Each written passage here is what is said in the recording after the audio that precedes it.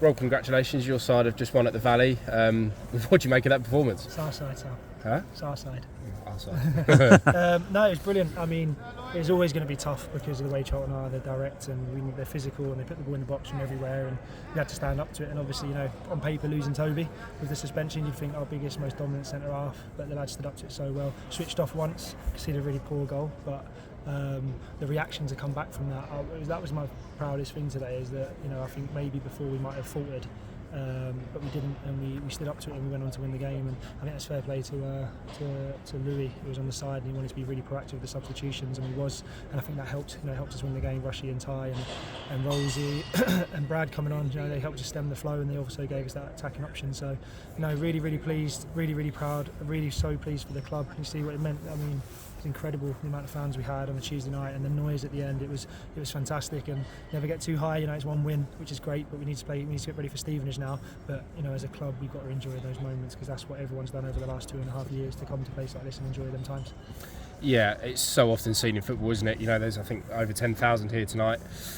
Pull it back to 1-1 out of nowhere. All of a sudden, the momentum completely shifts onto the home team. It's very loud here at the Valley this evening, but credit to the lads. Unbelievable character to sort of turn it around, and Max with a poacher's finish as well.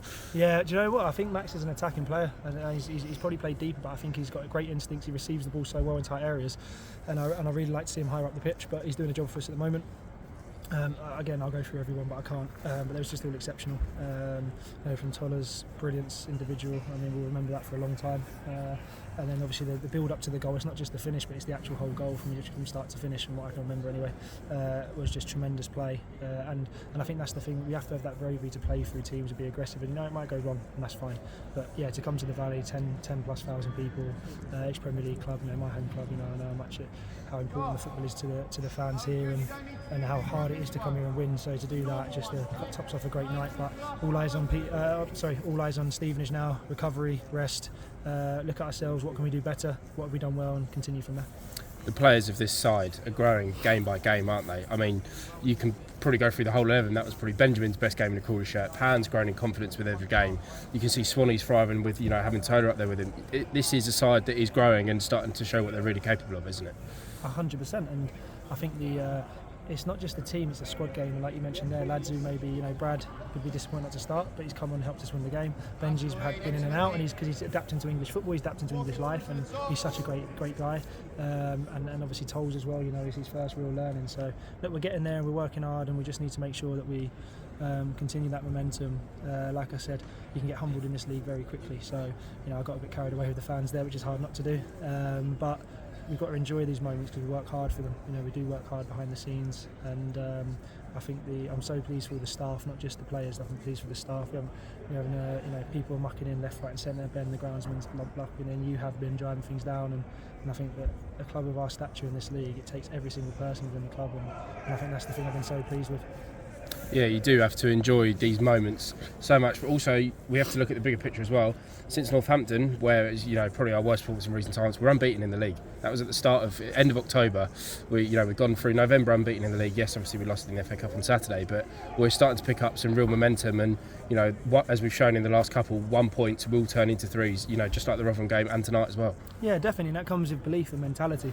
So the lads have the belief that they will get the results. They are able to do it. And when we come in, we had issues with scoring. We started scoring, then we had issues with conceding from set pieces and whatnot, and we're slowly fixing that. But we just need to make sure we keep doing what we're doing because it's working, we're doing well. But let's also realise there's some very, very good teams at the top of the table which we have to play soon.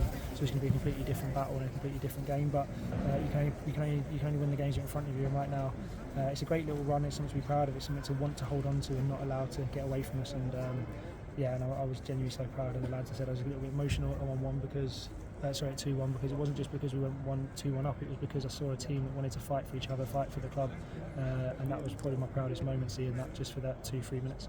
Yeah, and we spoke about it a lot over the past few weeks, and as the season's progressed, it's hard for a relatively new squad to the fan base to sort of even gel with between the squad and the fans. But wins like this are going to do the world of good, aren't they? I mean, it was over 600 Crawley fans here this evening, and every single player going over giving it the fist bumps, including yourself, obviously. So wins like this are going to build that relationship even more, aren't they? I think so, and yeah, the fist bumps don't come out very often for me, but yeah, you've got to win in Rome. But like, no, it is, and the connection with the club's been brilliant. And I think the one thing we're starting to see now, and I think the reason probably the fans and the results are coming, by the way, but also the fans can get behind this team is because the work rate is immense and it's proper. And I think if you're given everything, if you fall short because your quality isn't there, or another team's better than you, like Saturday, because Lincoln were better than us Saturday, you can accept that as much as it's disappointing.